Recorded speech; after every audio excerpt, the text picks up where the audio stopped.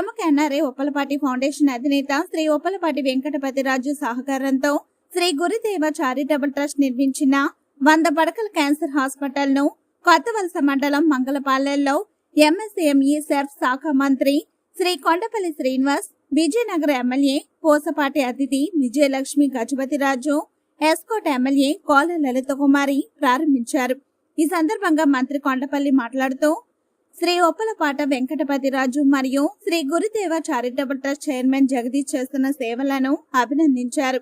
ఈ Uppalapati Vijayasri cancer hospital ద్వారా మరింత ప్రజలకు సేవలను అందించాలని కోరారు. మనం చూస్తున్నాం జగదీష్ గారు ఎటువంటి సర్వీస్ చేస్తూ ఉన్నారు.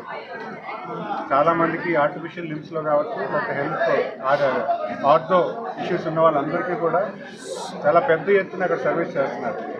ఈరోజు ఆయన పైన ఒక నమ్మకం మన విజయనగరం జిల్లా, ఉత్తరాంధ్ర జిల్లాలో ఎలాగైతే నమ్మకం కలిగిందో, ఒక ప్రగాఢమైన నమ్మకంతో ఎన్ఆర్ఐ రాజుగారు అలమండ నుంచి గ్రామస్తులైన 40 years బ్యాక్ యూఎస్ వెళ్ళిపోయి ఈరోజు వాళ్ళ మిసెస్ పేరు మీద విజయశ్రీ హాస్పిటల్, క్యాన్సర్ హాస్పిటల్ అని ఒక పెద్ద ఎత్తున 100 bedded హాస్పిటల్ ఇక్కడ నిర్మాణించి దాన్ని ఆపరేట్ చేయడానికి పెద్ద ఫిలాంథ్రఫిక్ కాంట్రిబ్యూషన్ చేయడం జరిగింది.